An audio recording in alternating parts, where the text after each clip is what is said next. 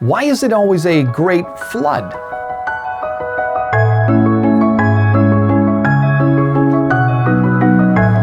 Hi, it's Kelvin Smith here, and welcome to Creation Basics, where our goal is to make God's creation part of your everyday conversation. Now, today's question is, why is it always a great flood?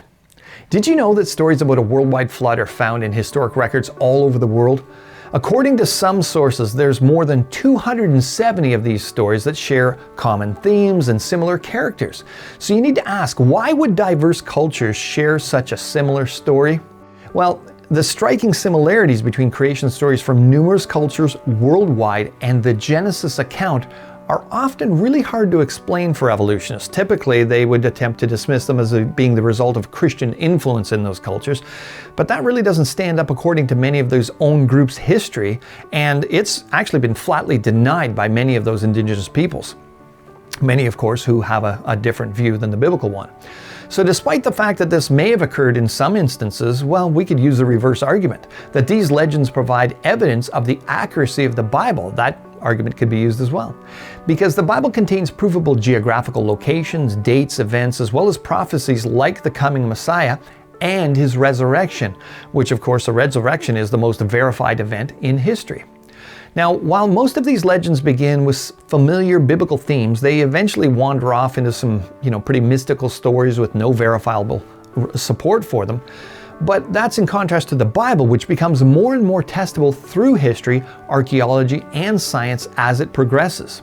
Now, some evolutionists hard-pressed to explain away the abundance of these flood stories have suggested that, well, maybe local floods were a common experience for all the people groups, and therefore these incredibly similar elements like a global flood sent as a punishment for sin. There were specific animals and people aboard with a favored family of survivors, a wooden vessel, etc.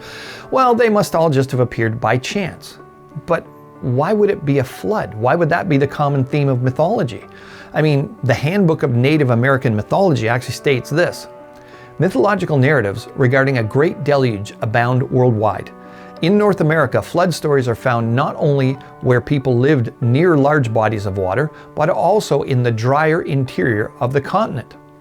So why wouldn't a common mythology of a deadly forest fire, a gigantic earthquake, a deadly plague, or a worldwide hurricane be common among all of these different people groups if the stories simply came from a common local catastrophe or some kind of natural experience? That kind of reasoning seems pretty weak and desperate, especially when there's a perfectly good explanation that makes far more sense. Here it is. All of these people groups had knowledge of a common historical event that their ancestors knew about. The reason for these flood stories isn't difficult to understand. When we turn to the history book of the universe, the Bible, we learn that Noah's descendants stayed together for approximately 100 years until God confused their languages at Babel.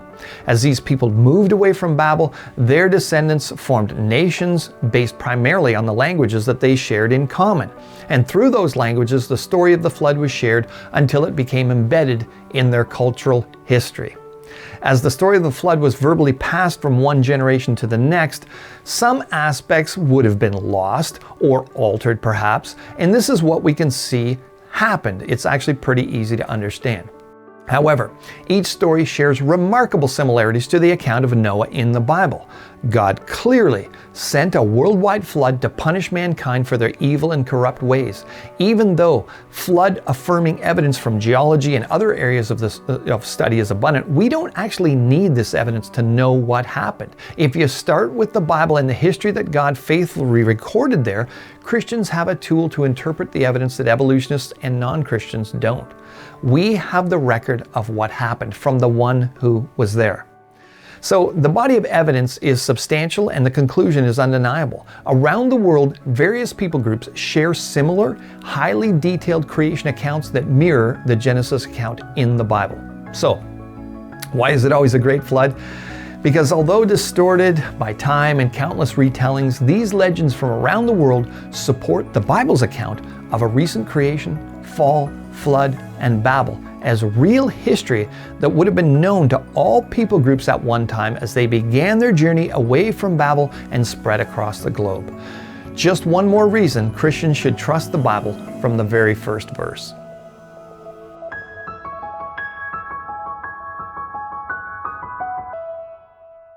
Hey folks, Calvin here. I know you've heard it all before. Subscribe, hit the buttons, all that stuff. But here's the thing. Think of it as if you're donating to our Answers in Genesis Canada advertising campaign without having to spend a dime.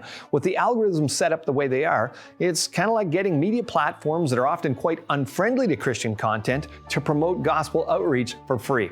Wise as serpents, gentle as doves. So subscribe to the channel, ring the bell, share the content, click the button. I know it's annoying, but it really helps.